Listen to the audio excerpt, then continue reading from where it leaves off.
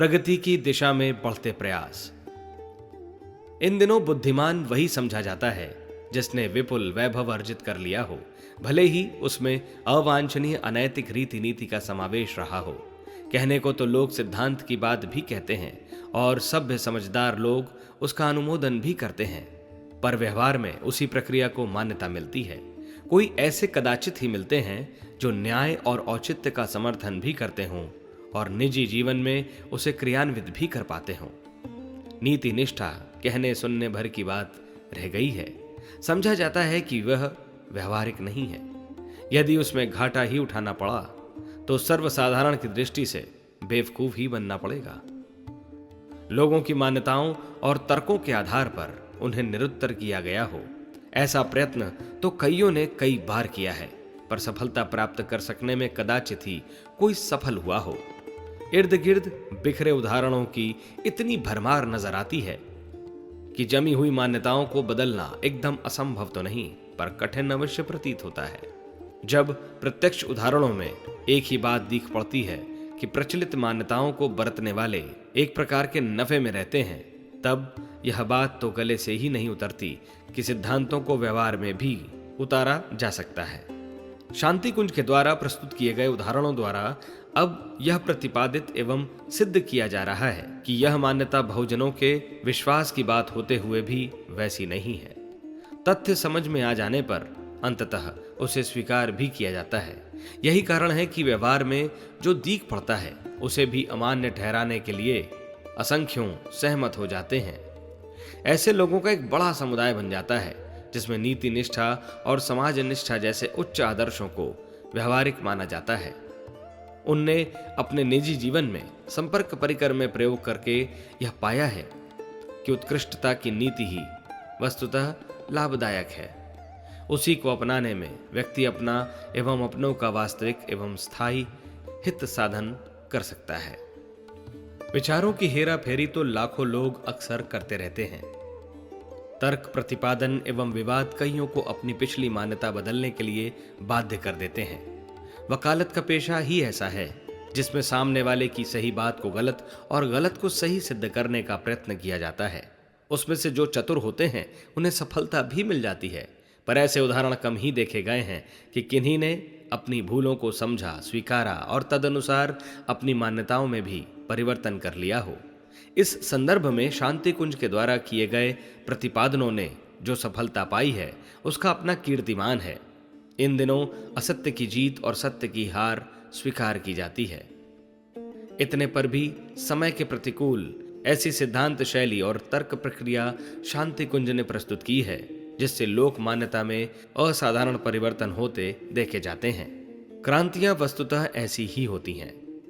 उनका आधार विवाद या शास्त्रार्थ नहीं होता। बात को अंतराल की गहराई तक पहुंचाते और मान्यता स्तर तक पहुंचा देने से ही लोग उसे स्वीकार करने और जीवन क्रम में उतारते हैं। यह कार्य आदर्शवादिता के संबंध में तो और भी कठिन है। लोग पूर्वाग्रहों के साथ इस बुरी तरह चिपके हैं कि व्यवहार ठीक वैसा ही बनाए रहते हैं जिसमें उनकी स्वार्थ सिद्धि होती है। इन दिनों यही प्रचलन जड़ पकड़ रहा है और अपनी समर्थता सिद्ध कर रहा है, किंतु शांति कुंज की विचारधारा ही है जिसने दुराग्रहियों और मात्र लाभ की बात सोचने वालों को भी यह मानने के लिए बाध्य किया है कि विजय अंततः सत्य की ही होती है। झूठ के पैर नहीं होते। उसे किसी प्रकार जिता दिया जाए तो भी उसे चिरस्थायी मान्यता नहीं मिलती। सच्चे हृदय से उसे स्वीकार नहीं किया जाता।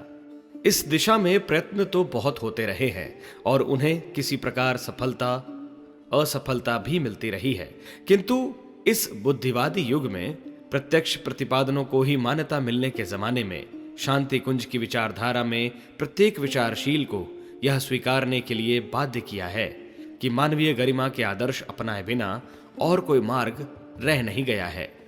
युग परिवर्तन की यह अनोखी पद्धति है। अब तक आध्यात्मिक तथा भावनात्मक स्तर पर तो प्रभावित किया जाता रहा है, पर यह नहीं बन पड़ता कि तर्क, तथ्य और प्रमाणों समेत नवयुग की पृष्ठभूमि को बौद्धिक आधार पर प्रतिपादित किया जा सके। इस कठिन काम को शांति कुंज ने अपने यहाँ आरंभ भी कर दिया है और उसका प्रतिफल यह देखा गया है कि असंख्यों ने अपना जीवन परिवर्तित कर लिया है। कुमार्ग पर चलने के दुराग्रह को छोड़कर सही और श्रेयस्कर मार्ग पर चलने के लिए अपने को सहमत कर लिया है। बौद्धिक प्रतिपादन ही नहीं, प्राण प्रक्रिया का समन्वय भी इस प्रक्रिया के साथ जुड़ा हुआ है। 5 दिन के प्रशिक्षण में यह व्यवस्था की गई है कि वह जनजीवन पर इतनी गहरी छाप छोड़े कि व्यक्ति सहमत होकर ही लौटे। यह अपने ढंग का अनोखा प्रयोग है। यही कारण है कि धर्म उपदेशों की इस बाढ़ के जमाने में जहां तदनुरूप परिवर्तनों का प्रभाव स्वल्प दिखाई पड़ता है, वहां शांति कुंज की प्रशिक्षण प्रक्रिया अनोखा प्रभाव छोड़ती है।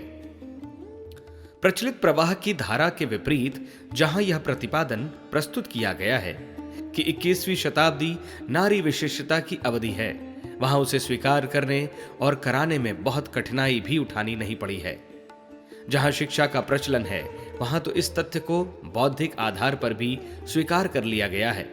किंतु एक अनोखा चमत्कार यह देखने को मिल रहा है कि अशिक्षित स्तर के नारी समुदाय में भी नवयुग के इस संदेश को स्वीकार कर लिया है और अनेक दबावों अवरोधों के सामने होते हुए भी प्रगति पथ पर चल पड़ने का निश्चय कर लिया है।